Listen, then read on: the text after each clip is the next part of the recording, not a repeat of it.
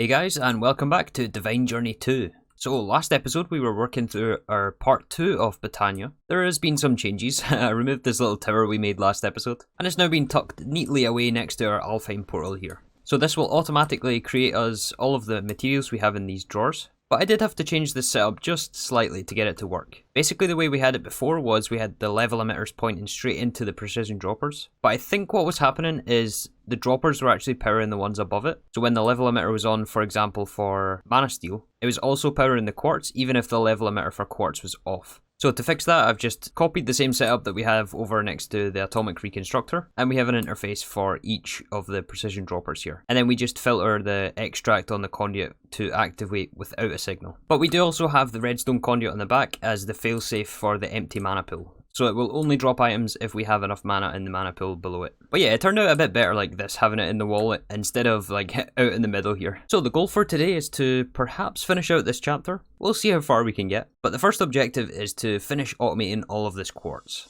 So there is 6 different types of quartz, each made from the previous tier. And we made a start on a few of the setups for this last episode. We're making fire water for the blaze quartz, and liquid sunshine for the sunny quartz. But we still have to put all of these together. So we're making the mana quartz in this new dropper setup over here. This is the first mana infusion recipe. After that we need blaze quartz. So we're going to set up a fluid transposer, filter in the fire water, and ask for mana quartz from this interface over here. And since we have the storage bus on that drawer network, we can access it from anywhere. So I think we'll set up the rest of our quartz next to the fire water and liquid sunshine. So this blaze quartz we can output to a drawer next to it. And we'll storage downgrade this for now. Alright, so we're at 2 of 6. The next one is red quartz, which needs to alloy smelt Virtus with blaze quartz. And the Virtus we do have passived. We're currently buffering a stack, but we may have to increase this. I think we can handle an increase in demand of this stuff. I don't think there's anything here that we're relying on any manual processes for. So we'll add an alloy smelter here, and we'll filter in the blaze quartz and the Virtus. So we'll put a storage bus on this drawer controller. And that way, instead of pulling directly from the drawer network, we'll pull from our ME drives first, since the storage bus is on high priority. And that way it just keeps our drives a little bit cleaner. Alright, so there is red quartz. The next one is sunny quartz, which is another easy one. We already have the liquid sunshine automated. And all we need is another fluid transposer. And that is 1 more quartz down. So we just have 2 left to create here. The next one is elven quartz. And this does require 2 item components and elven trade. So actually I think we're going to skip this one just for a second, and we'll do lavender quartz first, since this is a little bit easier to set up. That, and I'd like to keep all of the alloy smelters in the same place. So let's add the last alloy smelter. And in this alloy smelter we're going to filter in the elven quartz and the allium. So this one will produce us the lavender once we have the rest of the materials. So speaking of the rest of the materials, we need Terrasteel nuggets here for the elven quartz. However, this step we are just doing on demand, as it simplifies things a lot. So basically the way this works is we have a mechanical user, which is supplied the items via the interface with the pattern inside. The interface is on blocking mode, so it will only send 1 set of items to the user at once. And then the user will click on the items to the agglomeration plate, where we have the dominant spark on the top to supply mana. Once the Terrasteel is crafted, it's then collected by this ranged collector down here, and then it's sent into the compacting drawer to give us nuggets. However, we do have these extra redstone conduits. The first one is a sensor filter, which is just a redstone comparator, and this makes sure that the user does not click too many items on the agglomeration plate, as once it's crafting and you put another piece of, for example, Mana Steel in here, it will actually stop the craft. And the second one here has another sensor filter reading the contents of this mana pool, and this is set to a not filter, which basically just inverts the signal, and this makes sure that we do actually have mana to craft with before it clicks the items on the plate. And I was going to try to do this passively, but it was, yeah, as I mentioned, way too overcomplicated, because we would have to read the contents of those drawers to make sure we have input items, make sure we have mana, and then also not send too many items to this mechanical user. So yeah, I was a bit stumped trying to set that up passively, so we're doing it on demand for now. So this way we have Terrasteel on request, and as you can see the user places it on the plate. It's fairly quick to craft with the sparks. And yeah, it more or less instantly disappears into the compacting drawer. So yeah, that's how we're going to do Terrasteel for the moment. The next part is to elven trade it with our sunny quartz to give elven quartz. And between episodes I actually moved this world onto a server, so it's been running pretty much all night actually. And I logged in and this portal had went off, and I suspect it's because it's actually on a chunk border, which is no good. So I think we're going to have to move this thing, unfortunately, because this is actually an ideal location for this.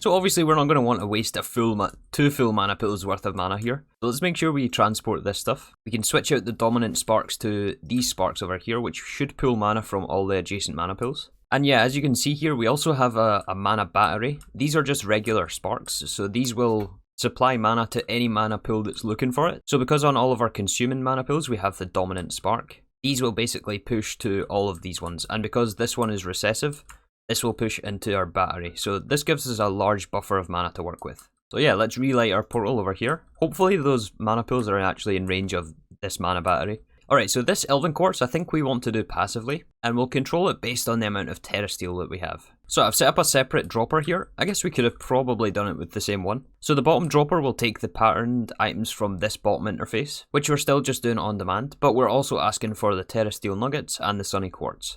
Those are limited item filtered into this impulse hopper so that it only sends one set of items at once. And here we're going to configure this to push down to the dropper below it. However, this will only work with a signal, which is why we have this level emitter here to control the amount of Terrasteel that we have. So right now I just have it set if we have above 20 Terrasteel, it's going to craft us some more quartz. So right now we have 11 Terrasteel. Let's maybe turn the level emitter down just so that we can test this. We turn it down to 10. This should throw in more quartz in the portal. Did that work? I'm not sure. Maybe it ended up in this alloy smelter. Yeah, now it's working. And it stopped now that we have less than 10 Terrasteel. The issue was that the Terrasteel that I created before I set this up was actually not in this compacting drawer, so we didn't have access to the nuggets, which is why it wasn't crafting anymore. But yeah, this now gives us our Elven Quartz, and the last one is to mix this with Allium, which we don't have yet. So Allium we have to make in Mana Infusion. However, we do require the Alchemy Catalyst. And the Alchemy Catalyst, when you put it underneath the mana pool, gives you a unique set of recipes to do. But first of all, we have to actually craft this thing. But to do that, we need a tier 2 rune.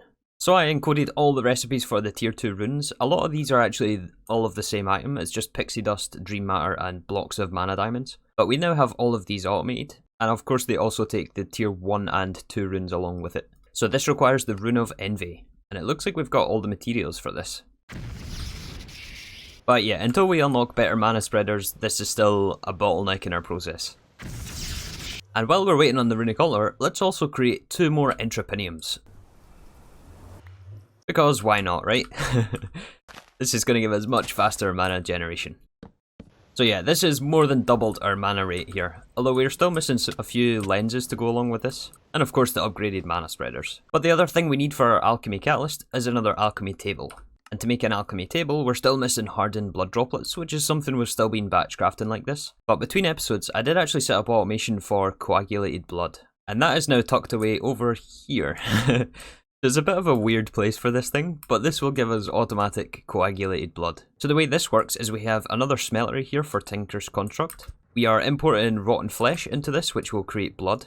And this is just poured out on a timer into the coagulated blood, and this is stored in a drawer. And then to power this, we just have an ender tank with lava to fuel the melting of the rotten flesh. However, now that we have this, a couple of you guys pointed out this arboreal essence. And when we set this up, there's actually no way to stop this. So let's quickly fix that actually. What we're instead going to do is filter them into a buffer chest, and we can level limit the inputs for this thing. So I've got this set to when we're below 100 arboreal essence. The extract from the interface here will turn on, put the items into the chest, and the pyre will continue to craft. This should be a failsafe for the pyre so that we don't overflow with arboreal essence. So now we can craft our alchemy table, and hopefully that rune is finished crafting by now, and we can get our alchemy catalyst. This is actually a quest, but I think it's locked behind the rest of the tier 2 runes. Yeah, it's over here. So the way we're going to get allium is from our sunflowers. And this is actually a several step process here. We have to create blue orchid, then from poppy, then dandelion, then peony, then rosebush, then lilac,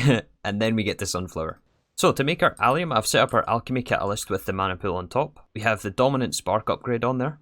These 2 mana pools will be moved, of course, once they're empty. But then we're taking items from the interface, so the sunflowers are extracted on this conduit here. And this is set to active without a signal. So when we're below 120 allium in our system, this will extract into this precision dropper. So if we turn on the insert for this thing, it's going to keep dropping flowers. And because all the flowers are blacklisted except for the allium, it's going to keep transforming until we get to allium, where it's going to be picked up by this vacuum chest. And we just have to item conduit this back into the interface. So yeah, that is a lot of flowers. It has to catch up to the backlog.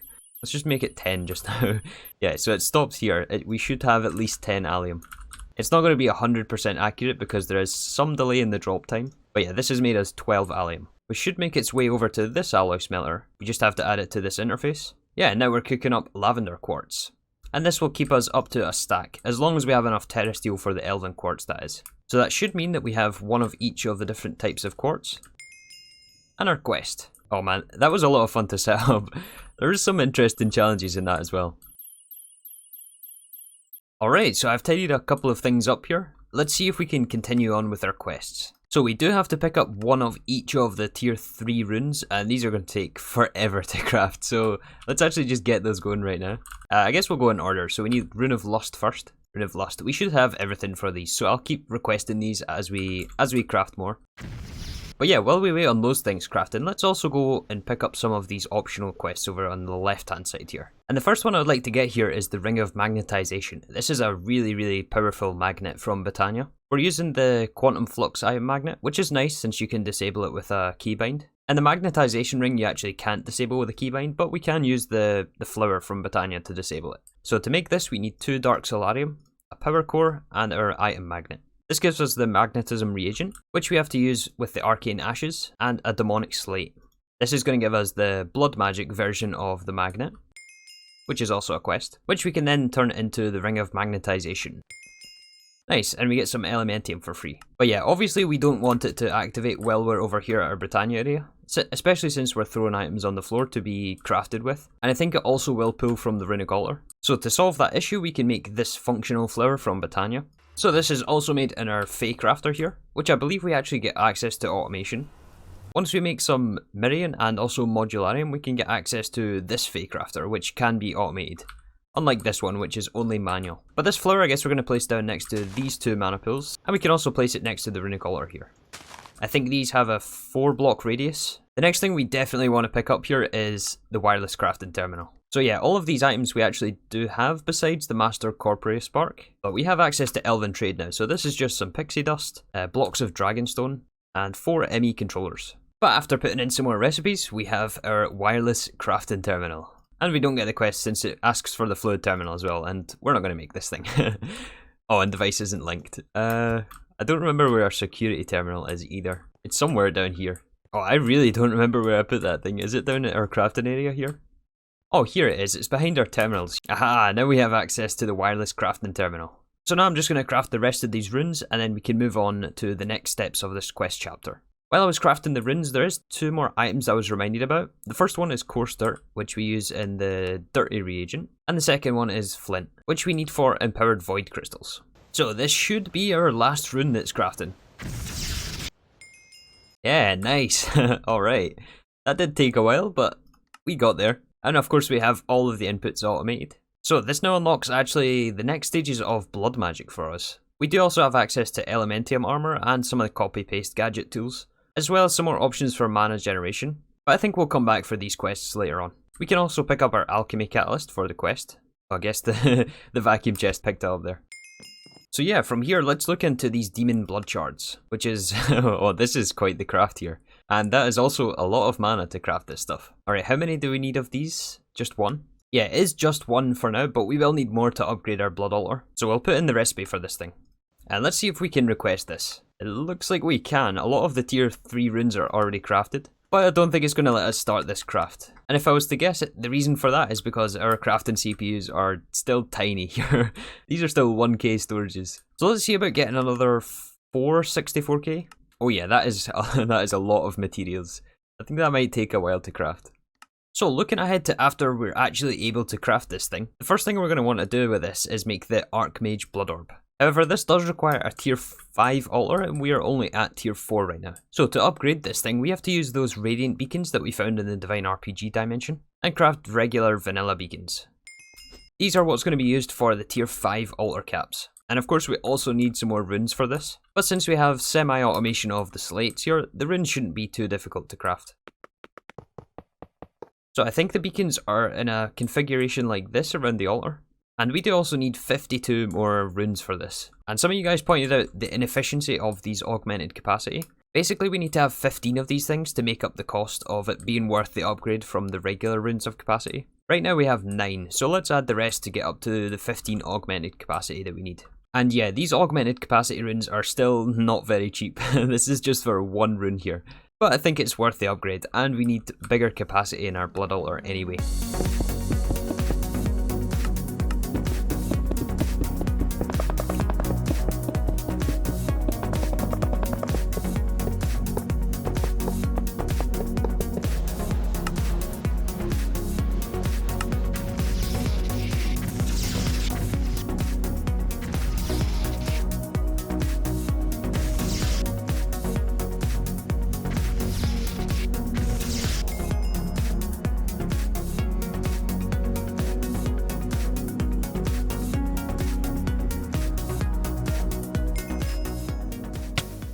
Alright, so I've been farming up a bunch of slates again. We are now running 15 augmented capacity runes. This takes our capacity up to 82,000. And as you can see in the top left, we're also on the tier 5 Blood Altar. Tier 5 Blood Altar also allows us to make the next tier of slates, and these require 60,000 each, plus the demonic slate. So I've been letting this craft a little bit actually. Whenever this Blood Altar is full, it will import the Abyssal Stone from our system, and try to fill the drawers in order. Right now it's still trying to stock demonic slates, but once it does, it will start crafting these ethereal slates. Alright, so looking at the next stages of progression here, we have to get into some of these magical tablets. And I think over here is where we can unlock Thaumcraft. So the first step in these tablets is to make the Purified tablet. So I'm not sure how many of these we need, but these are certainly not cheap. They do require an ethereal slate each. This is a tier 3 rune, Rune of the Sloth. Weak blood shards, we've been farming these for a long time now. Actually, how many of these do we have? 21,000? Yeah, that's a lot of weak blood shards. And we need more runic plating.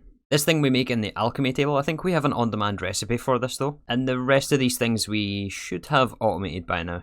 Yeah, I think we've got the rest of these items here. And when we were making these the first time to make our Petal Apothecary, we were gated by the blood here from Evilcraft. Although that was a few days ago by now, and we're currently up to 4.5 million millibuckets of blood. So let's try to estimate how many of these purified tablets we need. Some of them we can upgrade into some nice things to have, like the mana tablet and a better magnet ring. But strictly speaking, we don't need these things. I think we'll hold off on all of these bauble items from Botania. The thing we need them for at the moment is to make magical tablets, which is to use some of our Lavender Quartz, some Elementium and Metamorphic Stone. And then these magical tablets we have to create our Gaia Pylons with. Looks like we also need it for crystal clusters. I think this is our last tier Blood Altar caps. And we also use them in Mana Infusion to mystical tablets. And this is what we create Gaia Spirits with. Oh, and also Rainbow Tab. Oh man, we need we need a lot of these tablets. Do we need the Rainbow Tablets right now? Yeah, I think we do need one Rainbow Tablet at least to make our first piece of Salus Mundus. And then we can duplicate it with some Lavender Quartz and Pixie Dust and whatnot.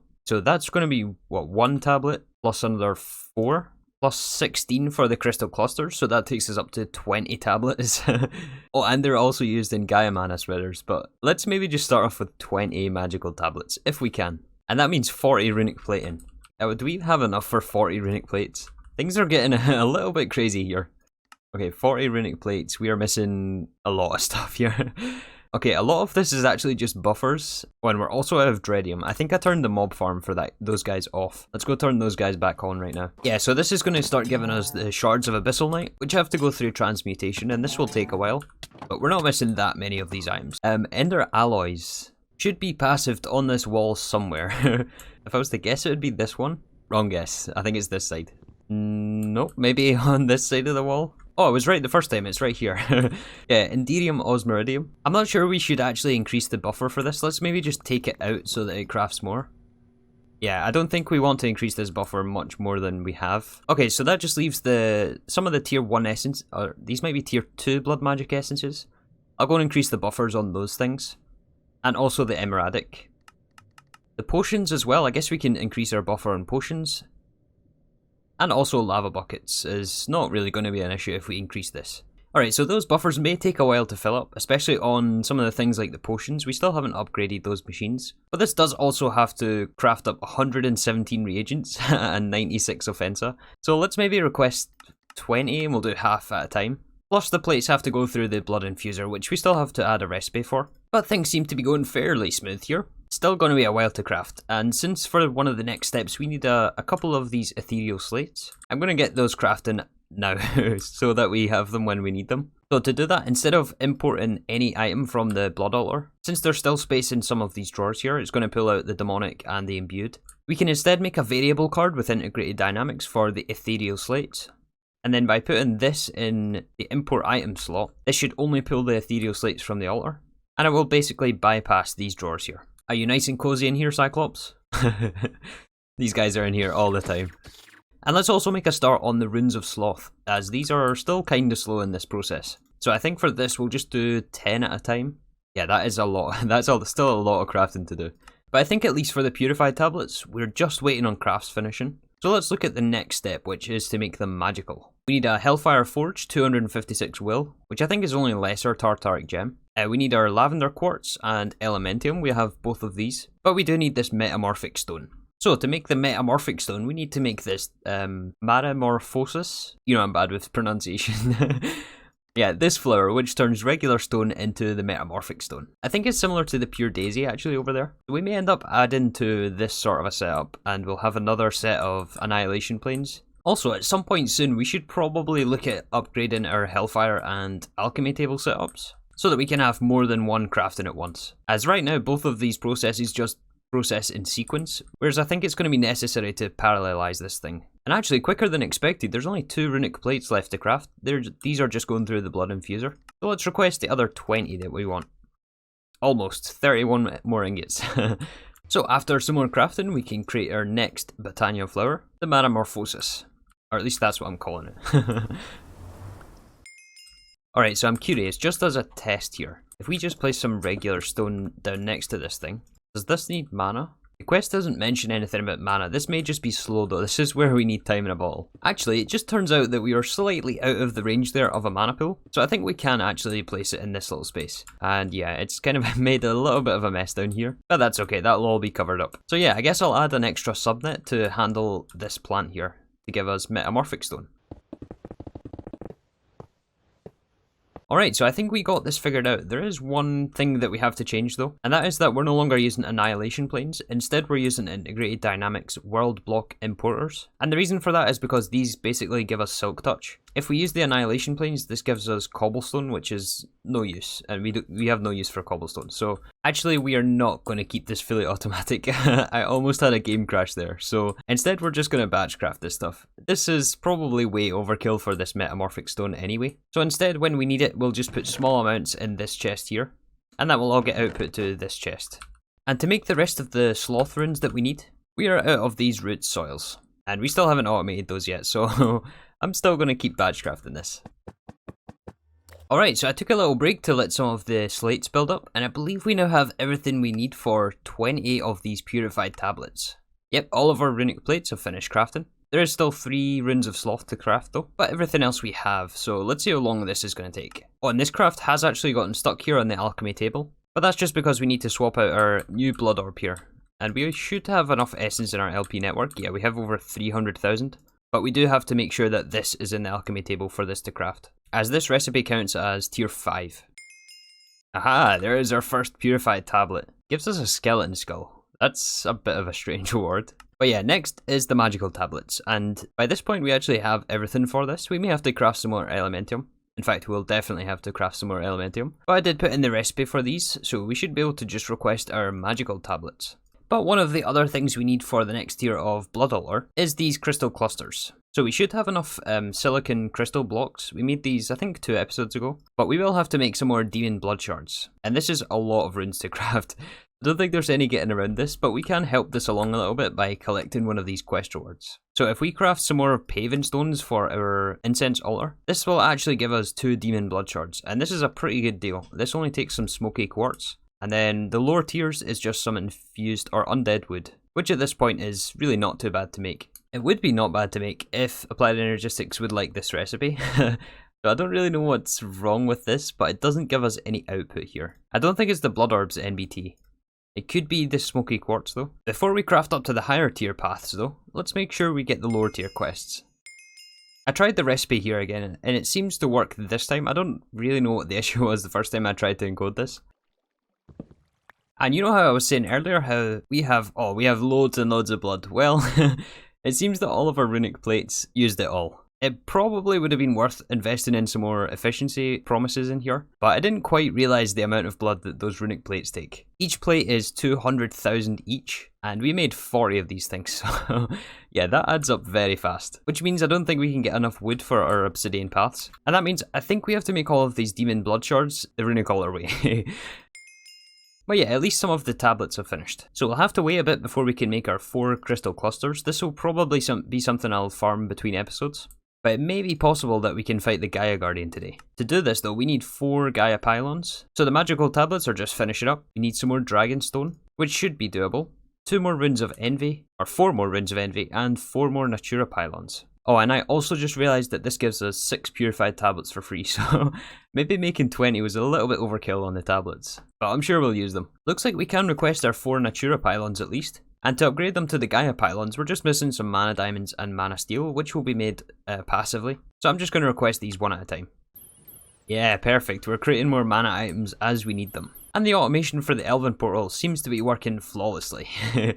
This is what I like to see. It was a lot of work to set all this Botania stuff up, but now that we have it, it's amazing. But there's the first pylon finished. 3 more to go. Alright, there's just 1 left to craft, and it looks like we have everything for this. Oh man, I'm so excited for this. This has been such a long time coming. So many automations just to get to this point. Aha, there it is, our last pylon. Yeah, let's claim our 6 purified tablets. The only thing is though, to perform the ritual for the Gaia, we need another beacon. And to make another beacon, we need one of those things. So let's use our digital miner again. Thank you. I'll take that beacon. So I've flattened out an area here to fight the Gaia Guardian. Hopefully this gives us enough space. And don't worry, this won't stay like this. I'm going to fix this. Yeah, I'll do that between episodes though. But yeah, we have to create this sort of a structure. We do also need a ranged weapon for this. This shadow bow we made like way early in this series. And it's probably the best one that we have right now. I mean, it's not awful. I think it will be enough though. So to spawn this guy, we just need some Terrasteel. Hopefully our armor can hold out here. Oh, we are taking weather damage here. Let's keep an eye on our HP. Yeah, we're actually taking quite a lot of damage. Oh, I think he's in the melee phase. Yeah. Okay, this is where he's invulnerable and he just spawns a bunch of mobs. Not much we can do at this point. Is that the last phase? I think it might be. 2 more hits. We got him. Oh wow, so he dropped 15 Gaia Spirits for us. And this opens up a whole bunch of options. We can finally upgrade to the last tier of Tartaric Gem. I assume that's going to be necessary. We also get access to Stellar Alloy. But I think we're going to save all that stuff for tomorrow. We're going to wrap up here for today. I'm really happy that I managed to figure this Botania area out. There is this one thing with the mana pool being out of range. I realised this when I was crafting some of these runes, so I'll fix that. But yeah, we also managed to automate all of the quartz. We got the Alchemy Portal automated. And the Blood Altar has also seen some upgrades. But yeah, with that, I think that's going to do us for today. Thank you again for watching, and I'll see you all tomorrow for some more Divine Journey 2.